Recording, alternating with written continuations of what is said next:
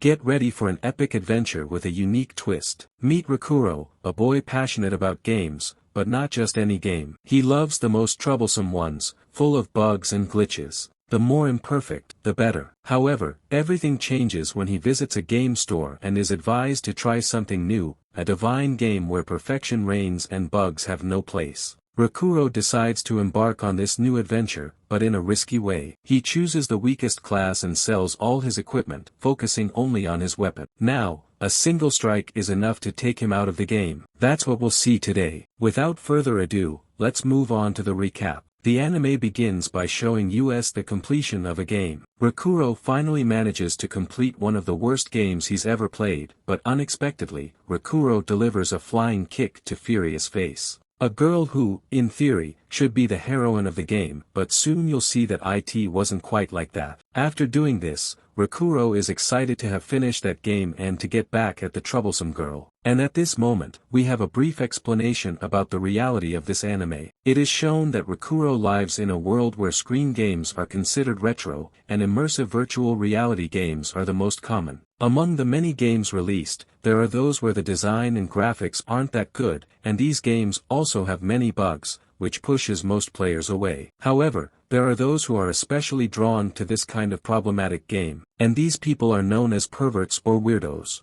And Hakuro Hizutome, the protagonist of this story, is one of those people. We see that he is quite relieved to have finished the last game, and he quickly begins to think about what bad game he will play next. After that, Rakuro goes to school. While walking through the hallway, we see a girl getting ready to talk to him. She even practices her lines, but when she gains the courage to approach him, one of Rakuro's friends appears and completely interrupts her. Then, this girl goes to a game store, and the store owner says it's a shame that Rakuro didn't come today. The girl, embarrassed, says she just came to look for some games. But the woman says she can't hide that she likes him. And after a while, Rakuro arrives, asking the owner if she has any good bad game for him. In his head, this makes sense, but when he appears, the girl hides quickly, leaving Mana, the store owner, very confused. She asks Rakuro if he managed to complete the game he was playing, and Rakuro happily says yes. And enthusiastically, he begins to explain how bad the game was. Full of bugs, bad story, and the protagonist always ended up ruining his journey. To him, she was the real villain of the story. But he says it was really satisfying to finish it, because after defeating the final boss, he has a 3-minute window where he can finally beat her without worrying about the game's progress being interrupted. And that's what he did. Rakuro made sure to beat her as much as he could, and it really relieved the stress he went through with her by his side. After that, Rakuro says he doesn't know what to play anymore, and Mana recommends him the new most played game in the world, Shangri-La Frontier, a divine game with over 30 million players and practically no bugs. Rakuro resists, since, for him, the really good games are the bad ones, but he ends up giving the game a chance. When he gets home, he starts studying a bit about the game and finally decides to log in and create his character. In the class choice, he chooses to be a mercenary with 2 daggers. And as a natural choice, he chooses to be a wanderer. After spending some time customizing his character, the result is this. Yes, a guy with a bird mask and shorts. No, he's not a pervert. I can explain why he's like that. Rakuro decided to sell all his armor so that he can focus on getting a good weapon from the start. Without armor and almost naked, he decides to wear a mask since, for him, it's too embarrassing for people to see his face while dressed like that. And after that, he chooses his nickname, and in the game, he will be called Sunraku, the name he always uses in all games.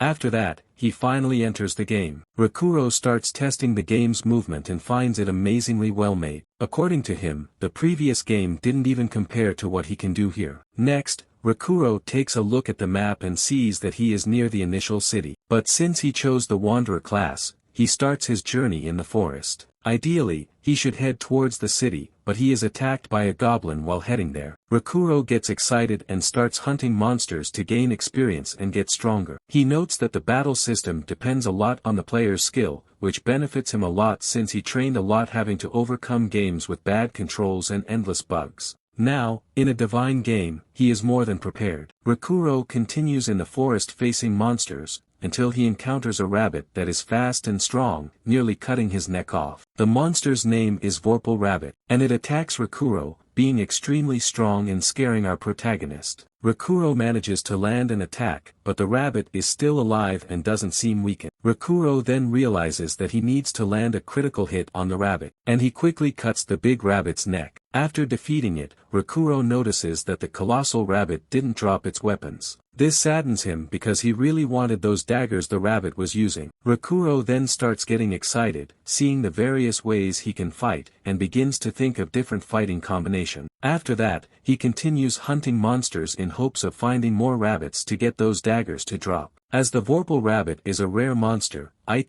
took Rakuro more than 2 hours to finally get a set of daggers, but now he can finally head to the city. Rakuro checks the map and realizes he has strayed far from the first city, being much closer to Secondale, the second city. Rakuro notes that to get there, he must cross a bridge and proceeds to do so. What he doesn't know is that when he reaches the bridge, he will encounter a huge snake. Rakuro then realizes that this will be the first boss he should defeat. The problem is that Rakuro has no armor, and he hasn't even passed through the first city to gather resources and people to form a group, as that snake is usually defeated by a group of players. But Rakuro has no idea about this and decides to face the snake alone. Rakuro prepares himself and attacks it enthusiastically, but before he starts attacking, the anime shows us a strange person with armor that seems to be strong in the first city. This person is Rei, the girl who likes him. She is looking for him so that she can help him and perhaps finally get closer to the eccentric boy. Unfortunately for her, he is already heading to the second city. Well, back to the gigantic snake, and Rakuro attacks it. He seems to be having a lot of fun. Rakuro dodges its attacks and realizes the snake is really strong. At some point, he manages to land a hit on it, but contrary to what he thought,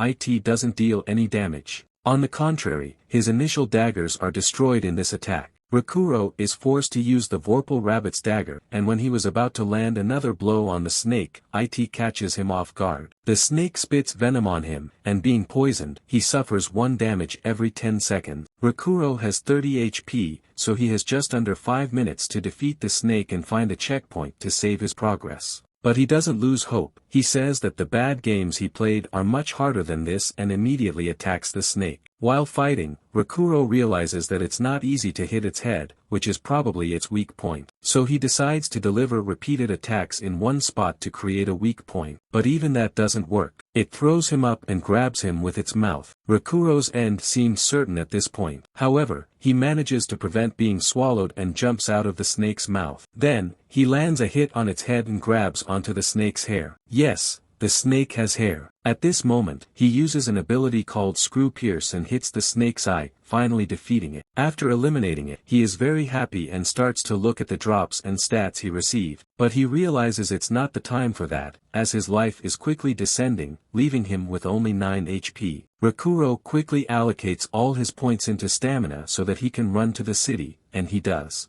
At the city gate, we see a girl and a boy. We see that he is teaching her how to start in the game. While they were talking, the girl spots Rakuro coming really fast, and based on his mask, she imagines him to be a monster and prepares to attack him. But her friend stops her since he has a name above his head, indicating he is a player. If she attacks him, she will become PK, and a skull will appear in front of her name, which is very bad. The guy assumes that Rakuro is poisoned by the snake, as this often happened early in the game, and quickly guides him on how to get to the inn, where Rakuro can save his game before dying. Rakuro arrives there, and the receptionist takes forever to explain how it works. Desperate, Rakuro tells her to shut up and just give him any available room, which she does. With only 1 HP left, Rakuro finally manages to save his game and immediately dies. Next, he continues exploring the city. He needs a map, some healing items, and new equipment because walking around the city that way is kind of embarrassing. Everyone is staring and commenting about him. Rakuro quickly buys a blade-proof armor and is happy with it since now they won't see him as a pervert. Then, he goes to a weapon shop to try to sell the goblin axe he picked up, but unfortunately, it's worthless, and it would be better to throw it away. Rakuro asks to see the weapons the shopkeeper has,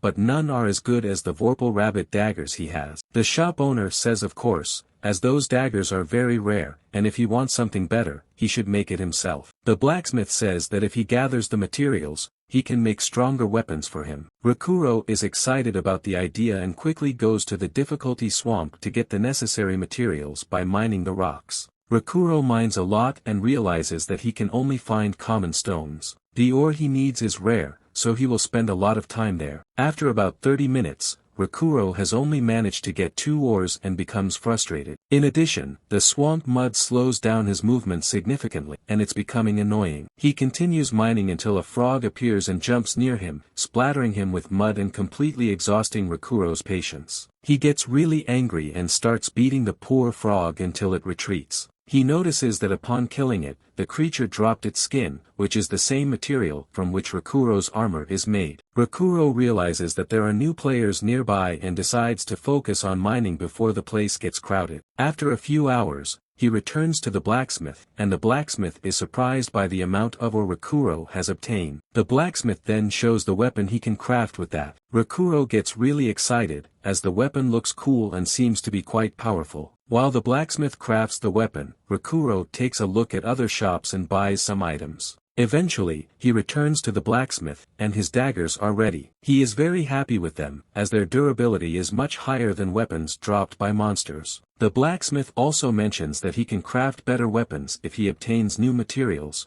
and he can also upgrade his weapons with the blacksmith. The blacksmith also warns him not to leave the city now with those clothes, and Rakuro asks why. The blacksmith explains that it's already dark, and night monsters are very dangerous and aggressive. But as expected, Rakuro doesn't listen, and he quickly goes out to test his new weapons. Meanwhile, the girl is looking for him, heading towards the second city, and remember that snake that almost killed Rakuro? Well, with just one attack, she defeated it. Here, we see that she is extremely strong. Back to Rakuro, he is battling against a night goblin. However, this night goblin is much stronger than the first one he faced. It is resilient and learns to deal with Rakuro's attacks, making it difficult to be defeated. They fight for quite a while until the goblin calls many others to attack Rakuro, which surprises him, as this ability is usually used by weaker monsters. Now, Rakuro is surrounded by hat-wearing goblins and finds himself in a complicated situation. He decides to advance and attack them all, but when he's about to strike, a large amount of power appears and defeats all the goblins.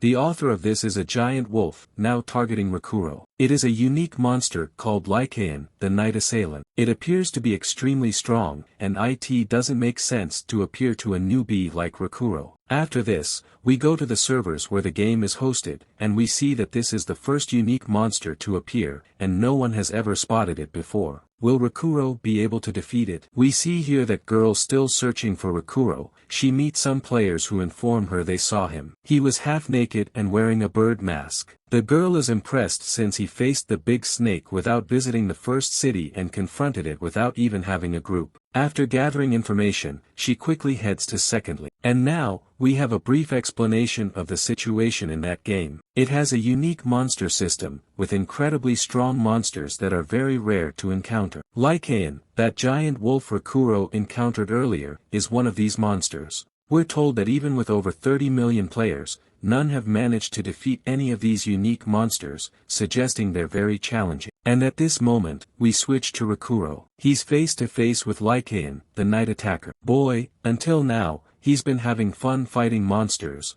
but I bet he's hesitating with this one. Rakuro remembers being alone against those goblins that were already quite strong. At this moment, the big monster attacks Rakuro. Fortunately, he manages to react in time and tries to counterattack. However, without success, he doesn't inflict any damage on the wolf. Seeing how strong the monster is, Rakuro starts to curse and laughs. He gets quite nervous and thanks God for spending the night training. If he hadn't learned the blocking skill, he'd be in trouble right now. Rakuro realizes that one small slip and he could be in big trouble, so he starts taking the fight seriously. Until at one point, he manages to land a critical blow on the monster's paw. But as expected, it doesn't cause any damage. After that, the monster simply becomes invisible, and Rakuro is at its mercy, not knowing where it might strike from. Just before it attacks him, Rakuro senses its presence behind him and manages to react. He keeps attacking the monster, but without causing much damage. Lycaon disappears again, and Rakuro prepares to anticipate where it might appear next. He looks around, on guard, until suddenly the monster appears out of nowhere and tries to bite our protagonist. The wolf comes charging, trying all sorts of attacks.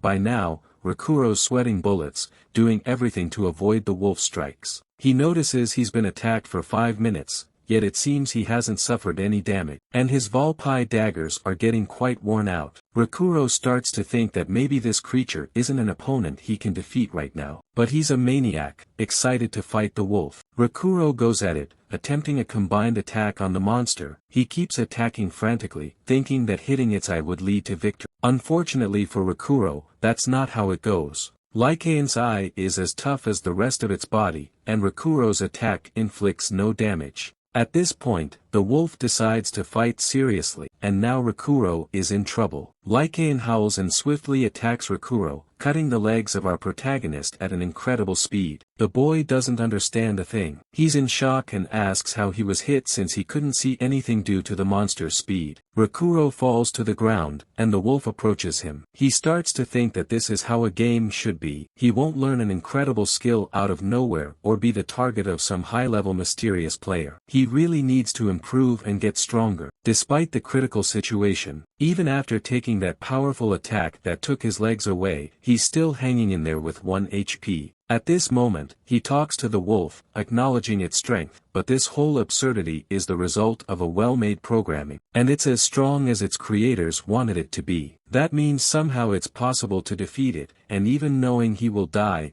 Rakuro is excited to get stronger and meet it again for a rematch. Finally, he receives the fatal blow and goes back to base. Rakuro returns to the respawn point but notices his body is covered in marks. He opens the buffs and debuffs interface and notices he's under a curse called Lycaon's Curse. The effects are as follows. Equipment cannot be placed on the body part affected by the curse, monsters with a lower level than the affected character will flee, conversations with NPCs will be affected by the presence of the mark, and the affected body part gains resistance to magical effects. This curse can only be removed through the prayers of a saint or by defeating the one who cast the curse. Rakuro gets a bit pensive and it takes a while for him to realize how much trouble he's in. He becomes desperate and starts cursing the wolf. Afterward, he takes a stroll around the city, and since he can't wear any armor, he goes back to his starting outfit. Well, almost an outfit, he's only wearing a mask and shorts. Obviously, all the players think he's some weird pervert. To avoid the stares, Rakuro ducks into an alley to check his stats. He notices that while fighting Lycaon, despite losing, he gained a considerable amount of experience. He's already reached level 28. He has many attribute points to distribute and ends up focusing on agility and attack. Since without armor, investing in HP doesn't make sense as he'll go down with a single attack. That leaves him quite desperate. While lamenting, a Vorpal rabbit jumps onto his head and signals him to follow. Rakuro realizes this isn't an ordinary Vorpal rabbit, it's dressed and seems intelligent. He decides to follow it to see what it's about. The rabbit is quite fast, but Rakuro manages to keep up. Rakuro becomes very excited, thinking this might be a special event in the game. Until, at one point, they reach a dead-end alley, but just when he thought he'd catch the rabbit, the crafty thing summons a door in the wall and goes through it. On the door, it says, "Unique scenario, invitation from the rabbit country." At this moment, Rakuro starts pondering what that might be and remembers reading about it while studying the game. He opens the door and enters the said unique scenario. He's thrilled to encounter it so soon. Upon entering, he realizes it's indeed a world of rabbits and is amazed by everything there. While observing the scenery, that rabbit he was chasing appears behind him. It welcomes Rakuro and says it was eager to meet him. Rakuro doesn't understand a thing and is very startled to see the creature talk. The rabbit, all excited, mentions that everyone in Rabbits is thrilled to meet him, because despite being weak, he had the courage to face the night attacker alone, and the skill he had in continuing to land perfect deadly blows without taking a single hit was incredible. It says that's the embodiment of the Vorpal soul. Rakuro says that even though the rabbit says that, he couldn't even scratch Lycaon. And the rabbit says it's obvious since Lycaon is very strong. The crazy rabbit mentions that Lycaon is one of the most powerful monsters and snacks on Afternoon Dragon. It also says that these marks on Rakuro's body mean that Lycaon didn't see him just as prey, they're proof that he recognized him as an individual. And that's incredible. While the rabbit spoke all this, Rakuro could only think that a monster was talking in front of him. Finally, it concludes by saying that due to Rakuro's great feats, the chief of the Vorpal Rabbits wants to speak with him. That's why the chief sent it to find Rakuro. Rakuro hopes it's not revenge for all the Vorpal Rabbits he killed. At this moment, the rabbit introduces itself as Emuru and tells him to follow. Rakuro does as asked until they reach the place where the chief of the rabbits stays. Emuru says that some have come to rabbits,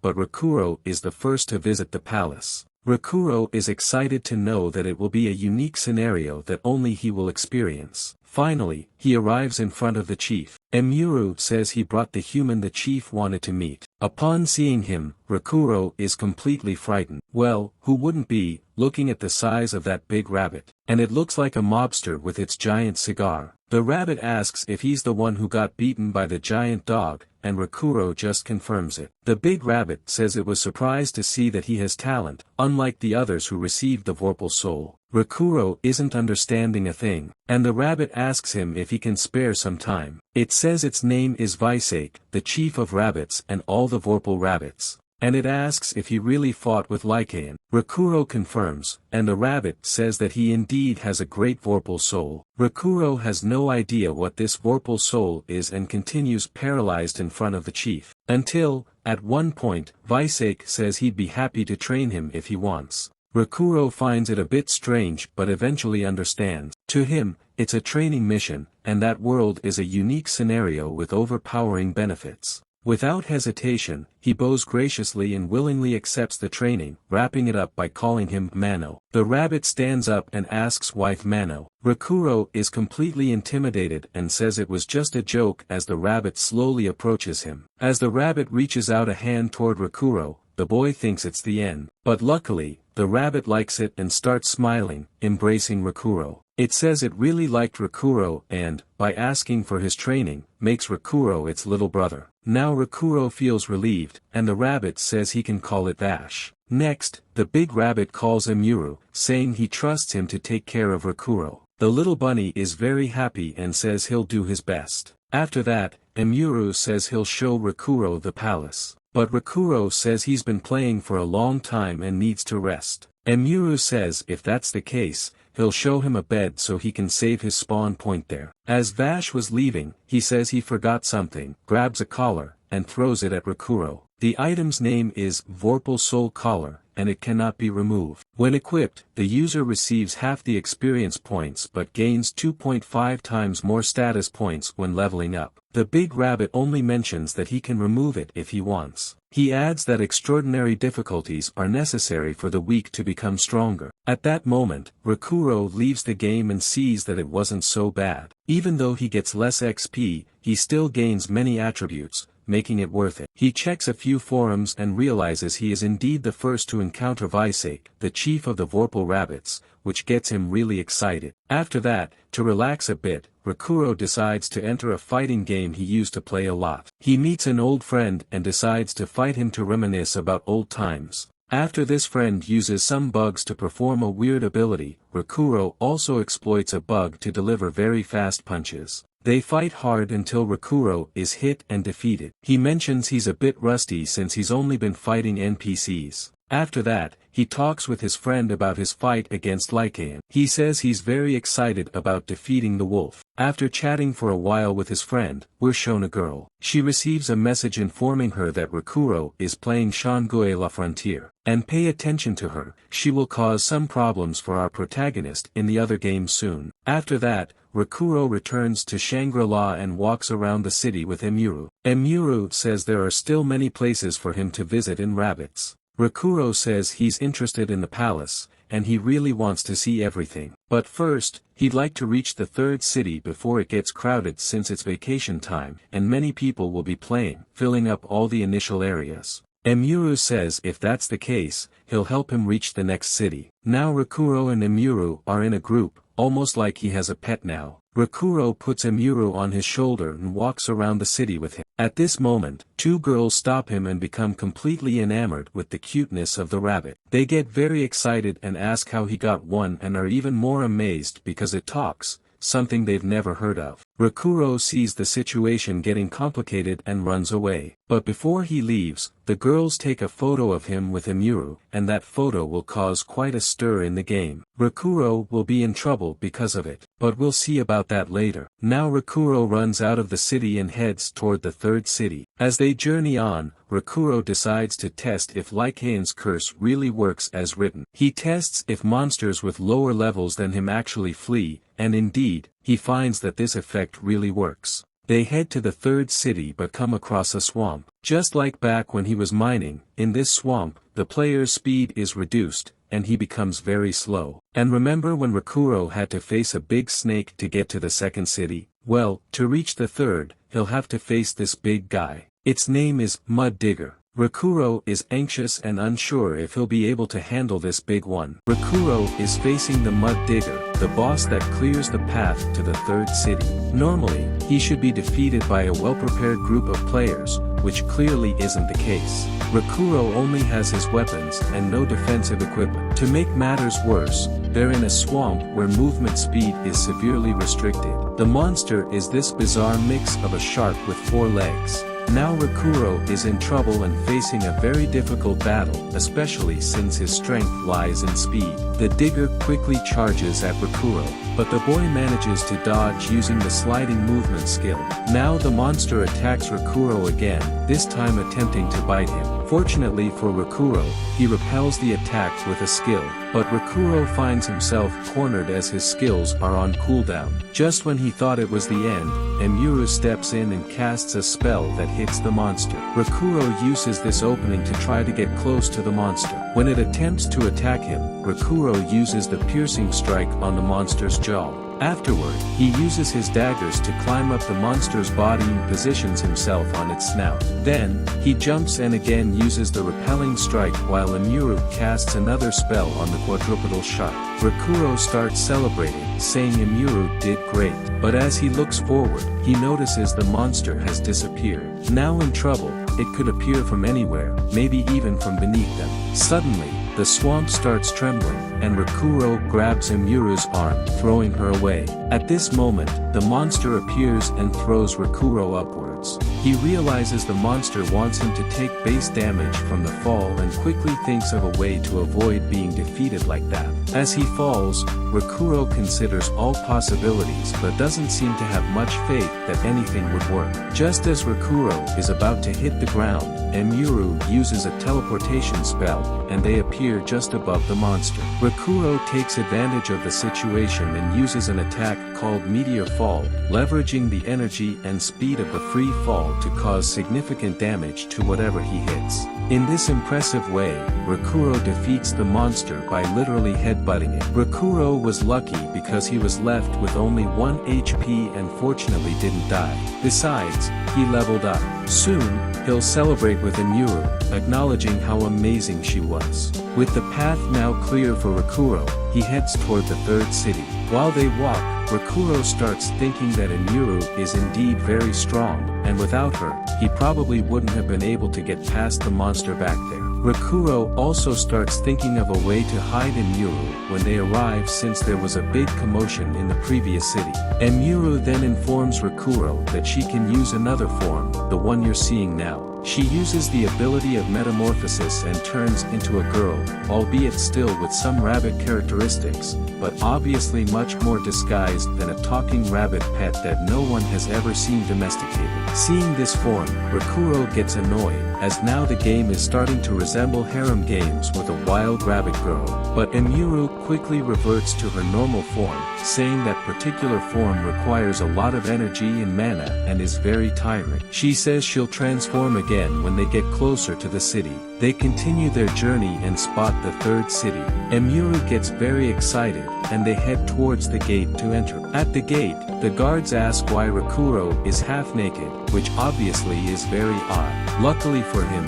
Emuru acts out a scene and moves the guards. Despite Rakuro being very strange, they allow his entry. Rakuro notices he's being watched and remembers that someone took a screenshot and posted it on the forums showing him and his pet. Then, Rakuro's problems begin. He tries to proceed on his way, but a strange girl grabs his arm, claiming to know him. Since that photo of him circulated among many people in the game's forum, now everyone wants to know about this talking pet. This girl who stopped Rakuro is one of those who fell in love with Imuru and is desperate to know how to get one of those too. Since then, she's been desperately trying to find him for information, and soon we'll see that she's not the only one interested in this. We also see that Rakuro is being sought after by a group of PKs, or player killers. They're players specialized in killing other players. Rakuro is in serious trouble now. But let's get back to Rakuro. The girl keeps holding onto him and asks how on earth he got that talking, ball-pow rabbit. Rakuro remains unresponsive, thinking that he can't leak information about that unique scenario. While talking to her, Rakuro hears a noise from behind. A woman attempts to strike him with a sword. This woman is the Lapis Warrior, someone Rakuro already knows from other games he's played. Rakuro prepares for battle, and she mentions that here in Shangri-La, she's not called the Lapis Warrior but Arthur Pensilgan. Things are about to get intense, my friends. Rakuro is at a significant disadvantage as she's already reached level 99, while Rakuro has barely reached level 30. But before the fight begins, the show gives us a flashback of how Rakuro met her. In another game, he tried to invade her castle along with hundreds of other players to monopolize all the game's resources. In the end, only Rakuro and Katz remain to fight her. Unfortunately, the show doesn't reveal how that fight ended. Back in Shangri-La, the two are face to face. She advances towards Rakuro, and upon reaching him, she reveals she took the death penalty and came from afar to kill him. Rakuro realizes she's very strong, but somehow manages to repel her attacks. The girl who approached Rakuro earlier is completely terrified upon recognizing Pensilgan. She reveals that Pensilgan is the second in command of Ashura Kai, the clan that kills players. At this moment, Imuru starts running out of mana to maintain her human transformation, which is a significant problem. This fight needs to end quickly for them to escape. Rakuro begins taunting her, and an intense battle between the two ensues. Despite her strength, Rakuro compensates with agility, dodging all her attacks. This is due to the fact that it's a divine game where a player's skill matters a lot in battles. However, despite his speed, it's very challenging for Rakuro to land a blow on her. Meanwhile, Imuru is nearly reaching her limit, with both her ears and tail already showing. At this moment, the girl from earlier wants to ask Imuru about Rakuro, but when she touches Imuru, she reaches her limit and reverts to her original form. This leaves the girl completely shocked and smitten with Imuru. Pensilgan attacks Rakuro while he's distracted with Imuru, but this was all part of his plan. Rakuro repels her attack and delivers a strong kick to Pensilgan, making her step back. Rakuro then calls for Imuru and starts running into the city, where he cannot be killed. Pensilgan swiftly follows but is intercepted by the same girl from earlier. She tries to buy time for Rakuro, and meanwhile, he keeps running. Unfortunately, Rakuro is also intercepted by other PKs, who are Pensilgan's companions. Now Rakuro has to fight against 4 players. He tries to use his speed to advance, but fighting against 4 players puts him in a tough spot. Meanwhile, Pensilgan manages to withstand the attack from the girl and easily defeats her. She's almost dying as Pensilgan used an amulet to repel all her curses. Meanwhile, Rakuro is dealing with the 4 players. He begins analyzing their attack patterns, but before he can do anything, the girl who likes him appears to defend him. With just one strike, she takes down one of the players. Now she's in front of Rakuro, protecting him. It's revealed that they call her Attack Holder, a type of title she received. Rakuro has no idea who she is and stays alert, as she might also be someone hunting him. Little does he know, she's completely in love with him. But hey, beauty in the unknown. She thinks to herself that she finally found him. It's shown that her clan leader gave her information on where Rakuro might be so she could find and protect him, as Ashura Kai might come after him. And indeed, Saiga found and is protecting him now. Pensilgan looks back and is surprised to see that Saiga Zero is by Rakuro's side in the battle. Apparently, Saiga is strong and respected in the game community. Seeing a new challenge, Pensilgan eagerly rushes into battle, not expecting that the other girls still had one more curse. She immediately targets Pensilgan. Now that her amulet is destroyed, the curse will take effect. Will she be defeated? Well, we'll see in the next episode. Did you enjoy that? So my friends, leave a like and subscribe to not miss the next episode of this sensational anime. And to reward you for giving me that support, I'll leave an incredible video here on the final screen. It tells the story of Fate, a boy who was always treated like trash for having a useless ability, but the story changes when he awakens his true powers and becomes incredibly strong. It's amazing, folks. Click on the screen and check it out. I'm off for now, until next time, see ya.